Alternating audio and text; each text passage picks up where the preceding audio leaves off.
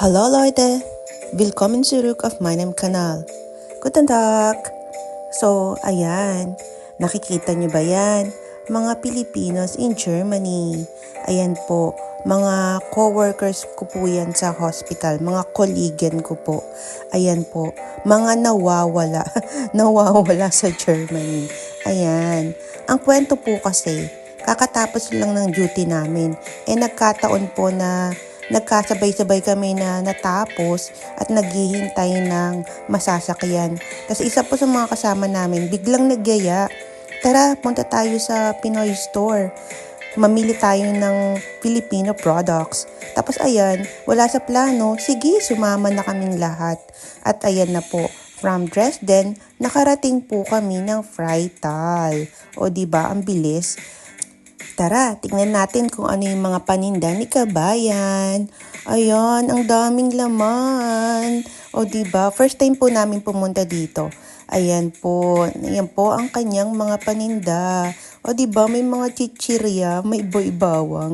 Ayan, libutin muna natin kung ano yung mga paninda niya. O diba, puro from Philippines po yan. So, mga imported products. Kasi syempre, nasa Germany kami. Tapos, from Philippines yung mga paninda niya. So, imported. O diba, may cheese whiz. O diba, masarap yan eh. Bibili ako niyan. Ayan. O diba, may mga biscuits. Meron bread pan. O diba, nakakamiss naman ng Pilipinas. Tapos ito, may mga sardinas, Ligo sardines. O diba, may Argentina, may meatloaf. O diba, may bagoong, alamang. O diba, ang daming paninda ni ate. Tapos meron din ditong mga ketchup, UFC, may Mang Tomas. O tapos ito, may ube jam, Del Monte. O diba, may mga gusto mag-spaghetti. Tapos ito, meron din pong pang halo-halo. O diba? And then, ayan, meron din sarap Pinoy gulaman mix. O, may panggulaman na. Tapos, ayan, yung meatloaf, yung corned beef, yung bagoong, bibili ako niyan. Gusto ko yan, Barya Fiesta. Masarap yan. Ayan. At then, meron din sila ditong pancit canton, Lucky Me. O, diba, kung nagkre-crave kayo, meron ditong pancit canton. At meron din pang pandan cake. Kutsinta, meron din. O, yung kaibigan ko bumili ng pangputo.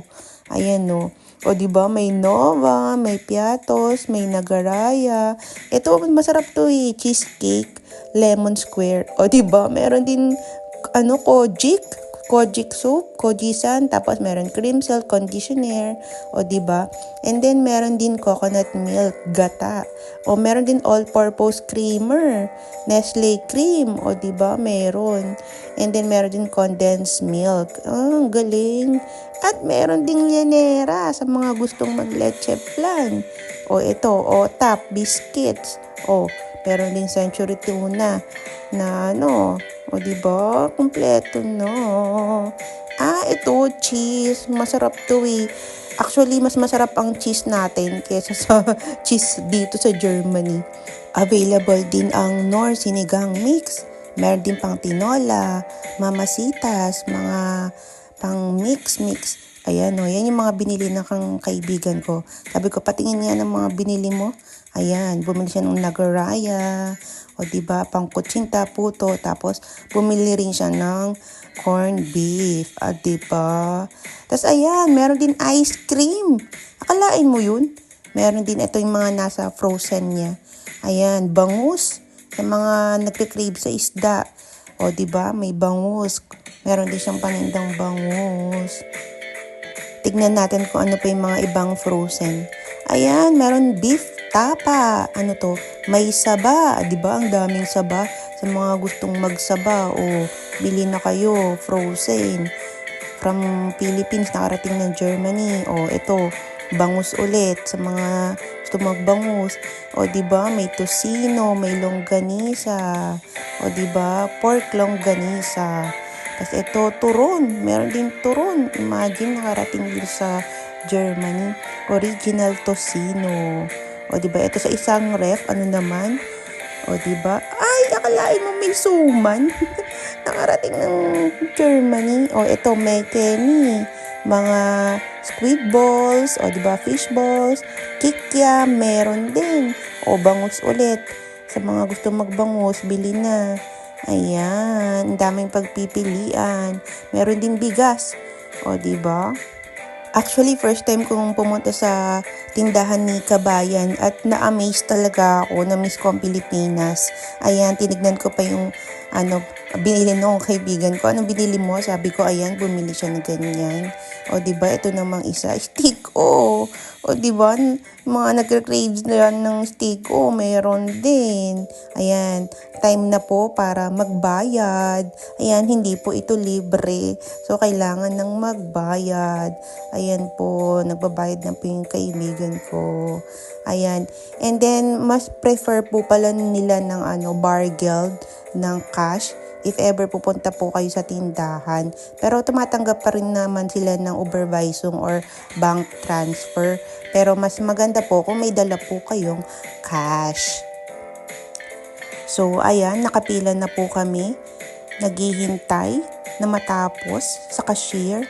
And guys, Kabayan, kung malapit po kayo sa Freital, pwede nyo naman pong puntahan yan. Bumili po kayo ng paninda ng ating kababayan. O diba, mga malapit po sa Freital, pwede pong bumili dyan. Ayan po ang mga pinamili. Ayan, tapos nagtinginan po kami kung magkano yung mga nabili namin na gastos. Ayan, sa isa kong kaibigan, ayan po yung nagastos niya. Tapos itong sa isa naman, magkano yung sa'yo? Sabi ko, patingin. Ayan po yung mga binili niyang items. Tapos ayan po yung presyo. And then, magkano? Ayan po. O, diba? Not bad. Okay lang naman yung presyo. Pero syempre, mas mahal yung presyo niyan compare sa Pilipinas. Kasi syempre, inangkat na dito. And then, ayan. Yung sa isa naman, ayan po yung binayaran niya. 63 euro. Dry on 6 euro.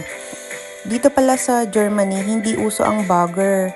So, kung ikaw ang customer, dapat may sarili kang bag, may sarili kang lalagyan. Tapos, ikaw na rin ang mag-aayos ng mga pinamili mo. O, diba? Ayan. Alam niyo po, habang pinapak po namin yung mga pinamili namin, ang saya-saya po namin. Na-miss po talaga namin ang Pilipinas. Makakain lang kami ng Filipino products. Ang saya-saya na po namin. Ayan. So, yung presyo po ng mga pinamili namin, hindi ka presyo nung nasa Pilipinas. Siyempre, dapat may tubo din si Kabayan. So, ayan. Tapos na po kaming mamili. Babalik na naman po kami ng Dresden. Sana po na-enjoy niyo po ang video. That's all. Thanks for watching. Cheers!